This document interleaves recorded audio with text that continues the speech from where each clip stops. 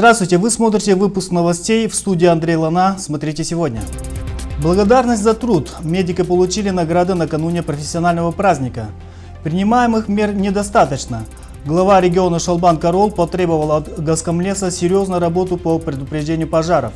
Грандиозное спортивное событие. В Туве готовится к международному турниру по смешанным единоборствам. Об этом не только, подробнее.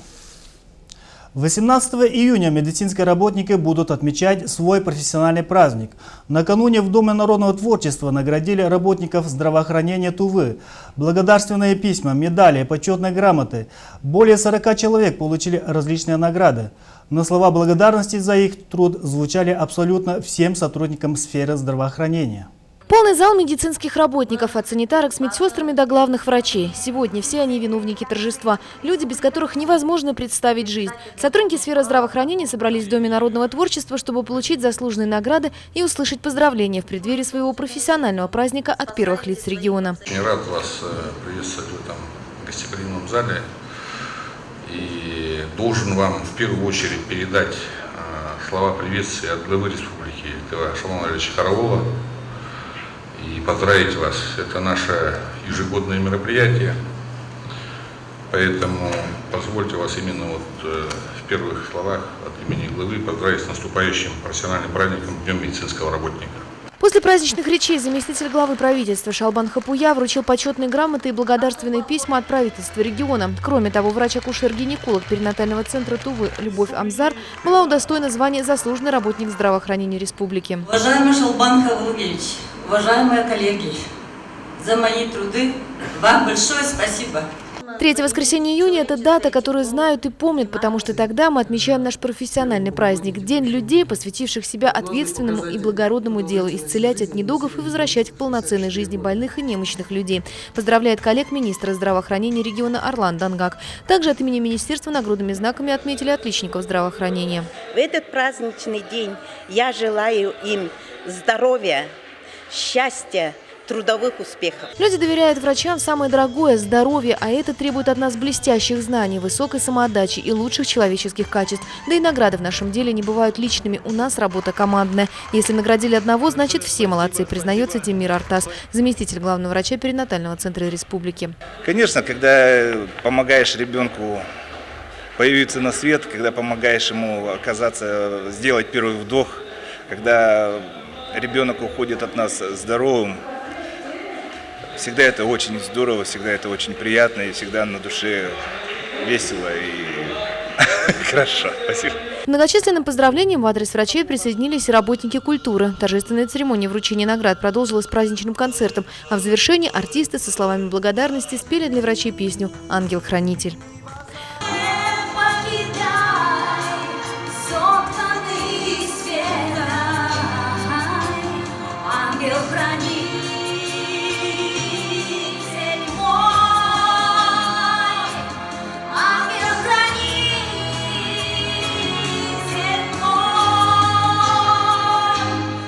Анастасия Маслова, Чинчи Самбугай, РС Хавалык, телекомпания «Новый век». Глава Тувы потребовал от Госкомлеса принимать серьезные меры по предупреждению пожаров. В связи с лесопожарной обстановкой режим чрезвычайной ситуации действует в 3 районах – Пихемской, Дзунхемчикской и Барунхемчикской. Шалбан-Карол назвал подходы Госкомлеса к работе прямолинейными. Нужно постараться дать возможность людям заработать в тайге. Но эта установка не исключает организацию постов на въездах в лесные массивы, проверки транспортных средств, организованный выезд населения на сбор дикоросов. Госкомлес докладывает, что работает 35 постов и в патрулировании приняли участие 502 человека. Значит, где-то есть слабое звенья, неэффективная деятельность постов, подверг критике глава Тувы. Лидирует по количеству пожаров Тандинской и Улухемской района. В данных условиях выезд или отпуск председателя администрации глава региона назвал необоснованными до тех пор, пока не будут обеспечены все меры по предупреждению лесных пожаров. В Кызылском колледже искусств состоялся второй обучающий семинар для государственных, гражданских и муниципальных служащих, которые реализуют государственную национальную политику в Туве. На нем рассказали о регулировании межэтнических и межконфессиональных отношениях, о совершенствовании механизма межведомственной координации по вопросам нацполитики. Диана Баянбугус расскажет подробнее. Система поняла, что сообщение по нашей тематике, увидела разрастание вокруг него аудитории, сделала оценку некого фонового шума. Система всегда реагирует на относительное нарастание аудитории. Ведущий специалист Управления мониторинга, анализа и прогноза Федерального агентства по делам национальности России Павел Власов рассказал о работе на территории Тувы автоматизированной системы мониторинга состояния межнациональных и межконфессиональных отношений, а также объяснил, как предупредить конфликтные ситуации в сети интернет. Такую систему в нашей республике внедрили недавно, и она уже реализована на 70%. То есть система самостоятельно анализирует, что происходит в регионе, выделяет некие конфликтные, или предконфликтные ситуации, которые отражаются в сети интернет в каком угодно виде, в виде новостей, в виде публикаций в социальных сетях, в виде каких-то обсуждений. Она подает сигнал о том, чтобы органы местного самоуправления и органы республиканской уровня власти приняли соответствующие меры. В Туве в ноябре прошлого года было создано агентство по делам национальностей, призванное укрепить единство многонационального народа республики. У нового ведомства уже есть список поручений Владимира Путина. Чтобы обучить местных специалистов, в Туву приехали коллеги из Москвы. Эти люди они не будут заниматься только в привычном понимании, допустим, культура – только культура, да? Или образование – только образованием. Эти люди будут заниматься как раз реализацией стратегии государственной национальной политики. То есть и мониторинг – это одна из систем. Эти люди будут заниматься взаимодействием с религиозными организациями, работой с казачеством, с коренными малочисленными народами, с национально-культурными объединениями. То есть это специалисты, которые сейчас начинают выстраивать систему реализации национальной политики на местах. Работникам сферы культуры и образования раздали методические материалы и инструкции, чтобы они научились управлять и отрабатывать полученные знания. Национальный контент влияет на экономическое развитие республики, поэтому сейчас нацполитике уделяется особое значение. Сейчас Тува стоит на 3-м месте в рейтинге регионов. Диана Баянбугус, телекомпания «Новый век». Минсельхоз Тувы приглашает овощеводов к разработке мероприятий по поддержке развития этой отрасли. По республике площадь овощных культур ежегодно не превышает 300 гектаров во всех категориях хозяйств. Население республики не в полной мере обеспечено свежими овощами. Например, в 2016 году по республике на одного человека произведено всего 10 килограммов. Недостающее количество овощей поставляется из-за пределов республики. В сложившихся условиях развития овощеводства в Туве становится одной из главных задач. В связи с чем Минсельхозпрод региона просит всех заинтересованных сельхозтоваропроизводителей и граждан, занимающихся овощеводством, откликнуться и прислать идеи и предложения по вопросу развития овощеводства и мер государственной поддержки сельхозтоваропроизводителей. И о курсах валют. Доллар стоит 57 рублей 44 копейки, а евро 64 рубля 28 копеек. Сделаем небольшую паузу на рекламу, после нее продолжим.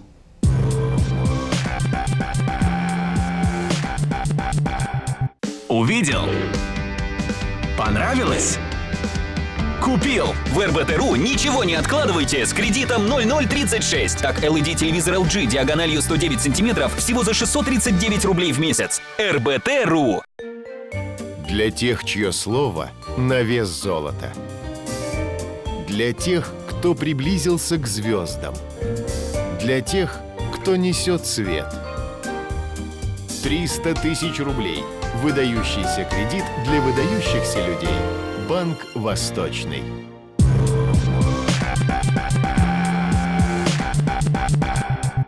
Это новости, мы продолжаем выпуск. 17 июня в Туве состоится международный турнир по смешанным единоборствам по правилам ММА. Предстоящее событие обещает стать грандиозным. В качестве гостей приехали 11 бойцов из разных регионов Сибири, ближнего зарубежья и даже Китайской Народной Республики. Они встретятся с бойцами Тувы. Всего зрители увидят 11 боев. Сегодня уже прошло официальное взвешивание участников, а сам турнир состоится 17 июня в 19:00 на стадионе Хуреш. Мы продолжаем рассказывать вам о тех, кто помогает, и тех, кому нужна ваша помощь. Наш специальный проект «Республика добра».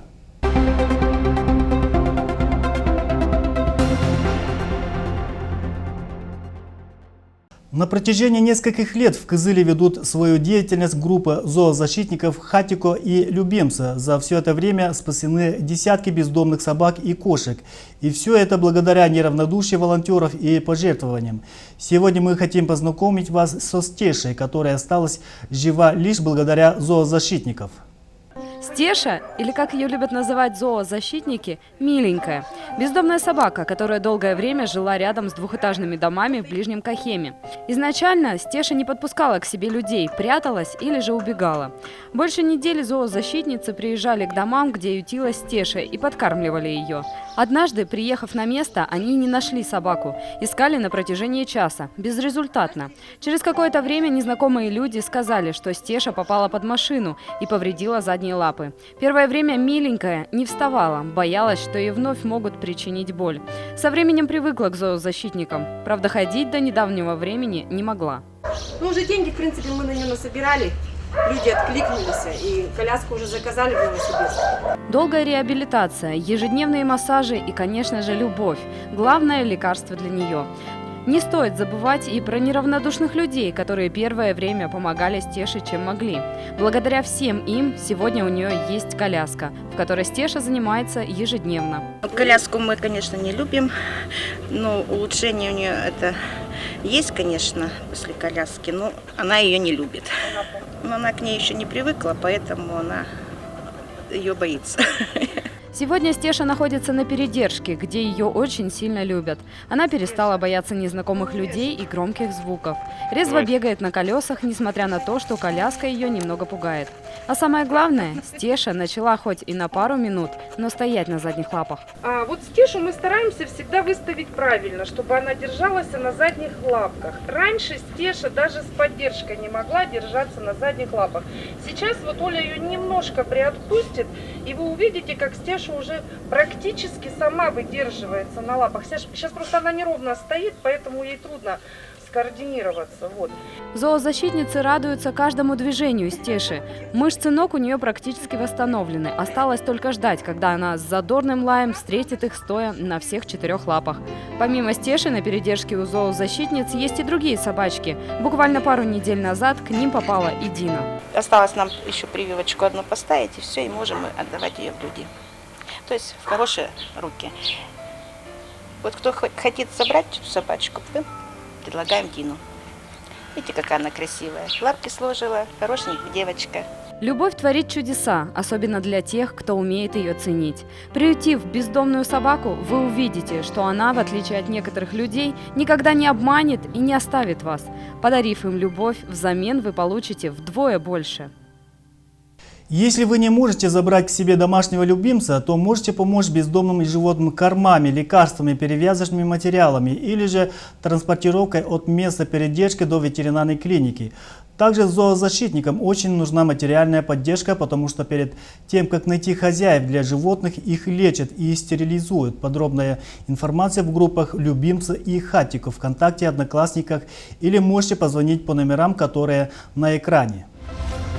В гостях у четвероногих полицейских воспитанники младших классов Кызыльского президентского кадетского училища посетили Центр кинологической службы МВД по Республике Тыва. Там они познакомились с младшими сотрудниками полиции, которые незаменимы в поисках людей, наркотиков и взрывчатых веществ.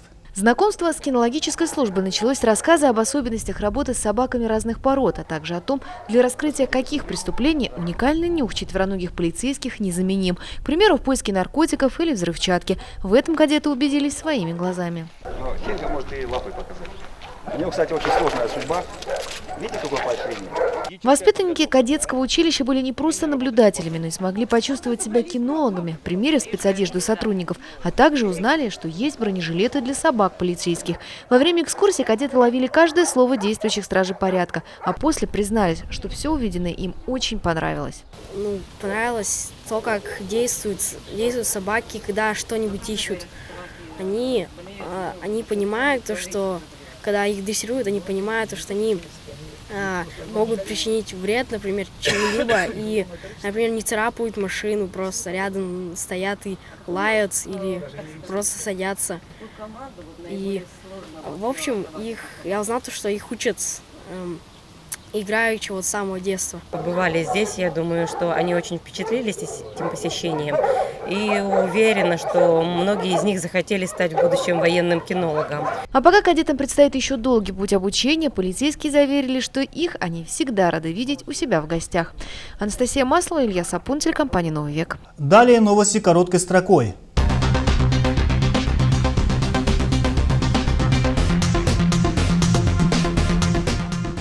Работодатели будут штрафовать за отказ в трудоустройстве инвалидов. Минтруд Республики предупредил руководителей предприятий и организаций, что начинает проверку исполнения работодателями закона о квотах на трудоустройство лиц с ограниченными возможностями здоровья. По данным министерства, такие квоты установлены для 264 организаций республики, однако рабочие места для инвалидов, согласно доведенным лимитам, создали только 82. В настоящее время штраф за отказ в трудоустройстве инвалида составляет для юридических лиц от 5 до 10 тысяч рублей, однако вскоре он может увеличиться в разы. В Туве открыт пляж в детском оздоровительном лагере «Азаз» в Тоджинском районе. Сотрудниками ГИМС проведено техническое освидетельствование пляжа, по результатам которого владельцу выдали разрешение на его открытие. Пляж соответствует требованиям, имеется акт водолазного обследования дна, а также в целях оповещения отдыхающих оформлен информационный стенд, поставлен громкоговоритель и укомплектован спасательный пост. Пляж имеет только детскую зону купания, его площадь составляет 1750 квадратных метров, что допускает отдых на воде до 100 человек. Торжественное вручение аттестатов выпускникам 9 классов состоится 28 июня. Для 11-классников выпускные вечера пройдут 30 июня. Как и в предыдущие годы, запрещается распитие алкогольных напитков на территории и в помещениях школ. Также наложен запрет на выезды на природу. Кроме того, запрещены запуски фейерверков и небесных фонариков. Обеспечивать охрану правопорядка в школах Кызыла будут сотрудники полиции. В эти дни будут проведены и рейдовые мероприятия. В столице Тувы запрещена продажа алкогольной продукции, пива и напитков на его основе. Регионам поручено убрать с улиц городов визуальный мусор. Поручение проработать вопрос поэтапной замены вывесок и рекламных щитов на соответствующие современным стандартам конструкции было дано региональным кураторам приоритетного проекта по формированию городской среды. Об этом сообщил замглавы Минстроя России Андрей Чибис. Он обратил внимание участников на необходимость привести наружную уличную рекламу к единым стандартам при взаимодействии с бизнесом, властью и общественностью. В Кызыле общественный порядок контролируют две добровольные народные дружины «Енисей» и «Беркут». Сейчас в их составе свыше 100 человек. В отряд «Енисей» вошли сотрудники муниципальных учреждений, студенты и кызылчане. Недавно создана еще одна народная дружина «Беркут». Бойцы отряда патрулируют левобережные дачные общества. Дружинникам выдано удостоверение и обмундирование. Они выходят на дежурство по пятницам и выходным дням и получают за это премию. Желающие вступить в ряды народных дружинников могут обратиться по телефонам 8 923 540 79 04 и 923 261 87 21.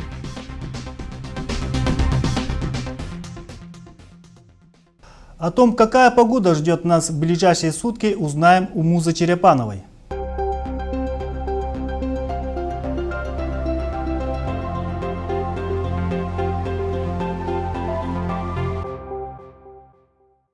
Здравствуйте, это «Погода» на канале «Новый век» и я, Муза Черепанова. 17 июня в субботу в Кызыле переменная облачность, местами возможен небольшой дождь. Температура составит плюс 27, плюс 30, вечером и ночью плюс 13, плюс 15. Ветер северный 8 метров в секунду, порывы до 14 метров в секунду, давление 704 миллиметра ртутного столба. Геомагнитное поле неспокойное, относительная влажность воздуха 35%. В воскресенье 18 июня днем по-прежнему будет тепло, ясно. Столбик термометра будет держаться на отметке плюс 30, плюс 35 градусов. Вечером и ночью плюс 16, плюс 14. Ветер северо-восточный 1 метр в секунду. Давление 702 миллиметра ртутного столба. Геомагнитное поле спокойное, влажность воздуха 28%. В понедельник 19 июня днем ясно, плюс 32, плюс 37. Вечером и ночью плюс плюс 17, плюс 15.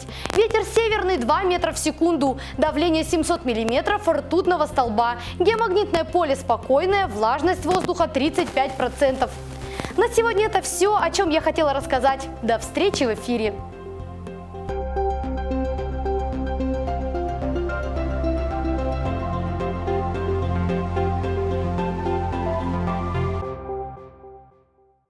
На сегодня это все. Если что-то пропустили, смотрите выпуск на YouTube-канале Тувинская единая служба информации. Хороших выходных и до встречи на канале Новый век.